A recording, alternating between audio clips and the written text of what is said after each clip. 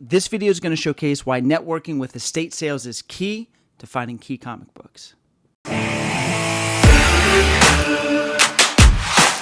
What is up, everybody? Welcome to the Paper Chase channel. We got another hunting video for you today. This one involves an estate sale. But before we get into this video, please hit the like button to help support the channel and consider subscribing at the end if you enjoy this type of content.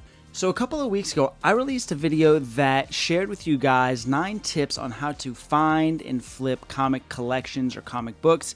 And I think tip number 7 or 8 was estate sales. Number 7 is estate sales. To give you a crash course on that tip is basically don't only go to estate sales when you hear about them, but also network while you're there with the people that put them together and coordinate them. So a couple of these people do have my card and my information, and the other day I got a call.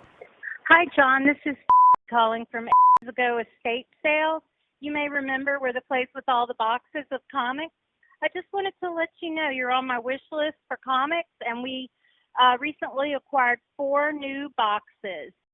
And not even 10 minutes later, I was on the job. So here we go. We're driving there. Expectations extremely low. I don't know if I'm the only person she called. She might have called 5 other people. But I know I'm going to get there first.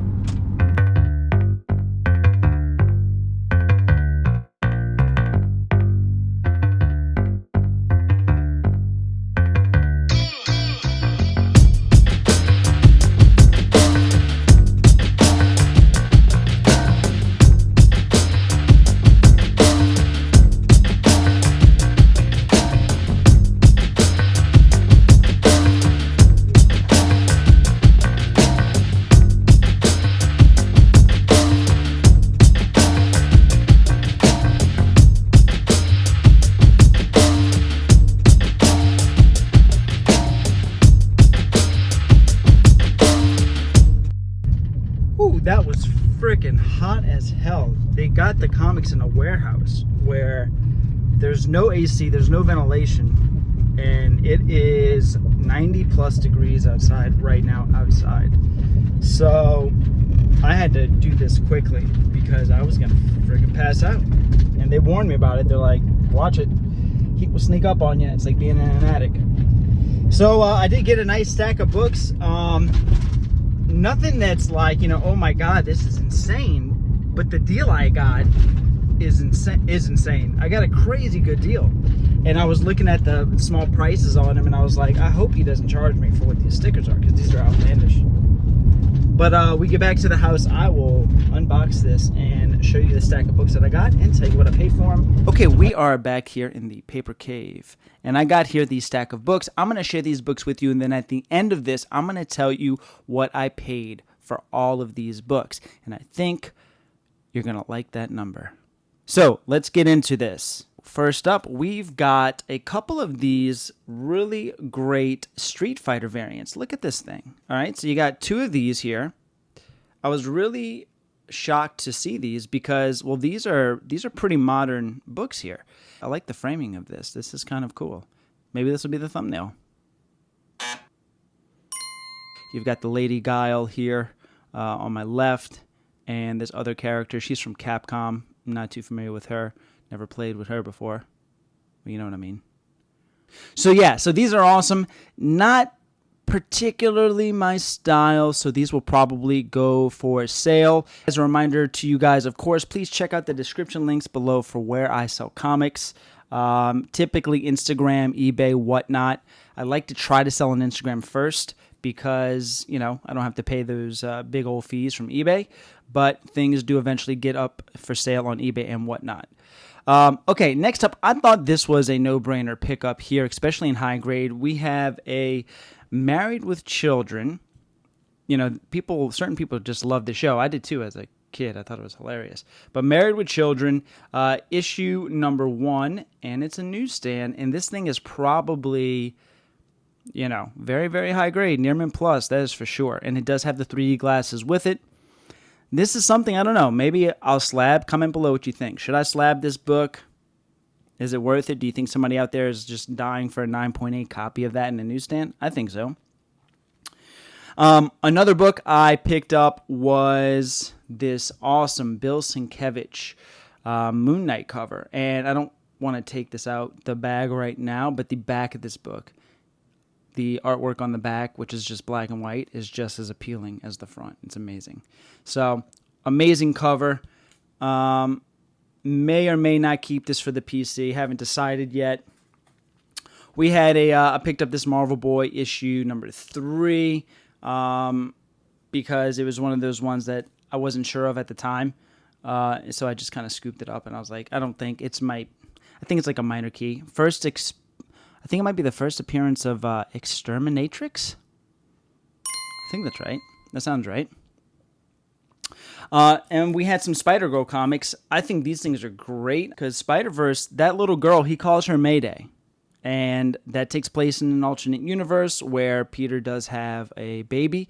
And if you know the backstory to that universe, well, it's not very good for Peter Parker and Mary Jane. But Mayday Parker is definitely a fan favorite. I think a lot of her issues are going to be coming up in value in the near future. And I think people just really like to have them. So, something like these right here, I'll probably sell for maybe $2 a piece on my Instagram.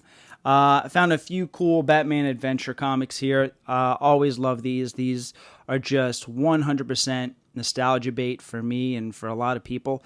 So it just, that logo, these are our childhood Saturday mornings. Batman Adventures is great. These will probably go up for sale as well.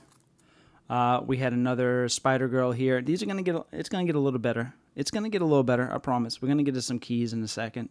This is all just stuff, I want to show you what I got for the price that I paid at the end. Okay, now we're getting into my realm here. Everything I'm about to show you is, I think I'm going to keep in the personal collection, except for the bigger keys at the end.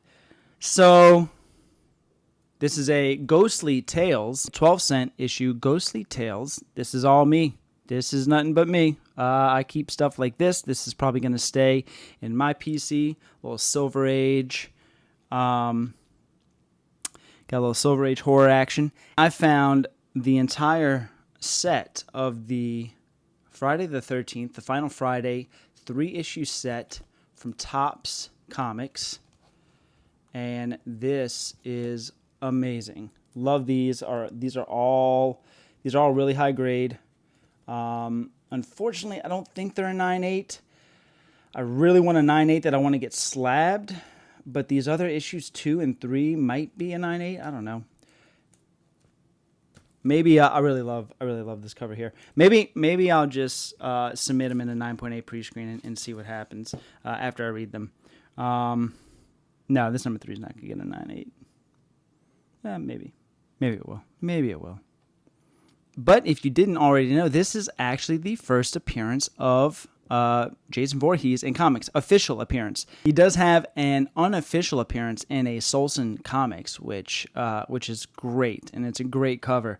But this is his first official appearance as Jason Voorhees in the comics, and these are really cool. Definitely staying in the PC. And this one that I picked up, it caught my eye. I was like, this is me all day. I didn't even really look at it close. I'm going to have to blur some of this out. This is Commies from Mars, okay? Screams old school Wally-Wood pre-code horror stuff that I absolutely love. It's very reminiscent to this book. Let me show you real quick. Tales from Space from the Back to the Future movie. This is a prop that I got off of Etsy. Probably one of my favorite comics. Unfortunately, not a real comic, but the cover of it is great. But as you can see, why this one here caught my eye, and I was like, well, yeah, let me pick this thing up. And then when I got home, I started looking closer, and I'm gonna blur this pretty quick, but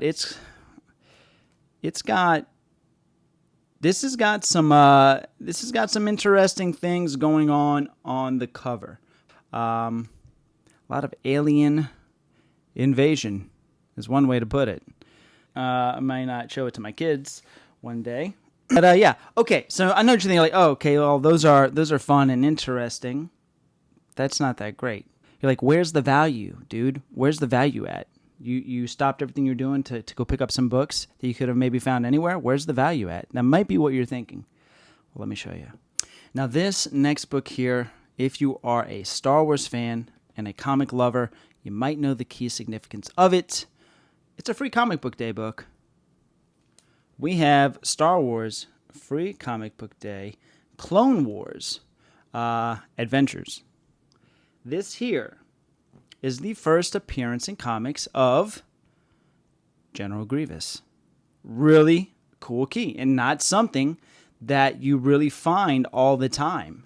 You know, you don't find this book a lot out in the wild. These books in high grade typically go for about $30 to $40 on eBay.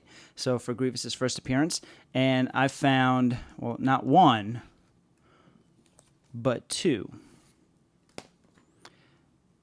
And I actually found a third one. And I took one more for good measure. So I found 4 copies of the first appearance of General Grievous in high grade, each valued at about $35, $40 a pop. And of course, I'm going to keep one. And then I'm going to probably sell the rest. I would say that's close to over $100 in value right there just for those 3 comics, not to mention all of the other stuff I got.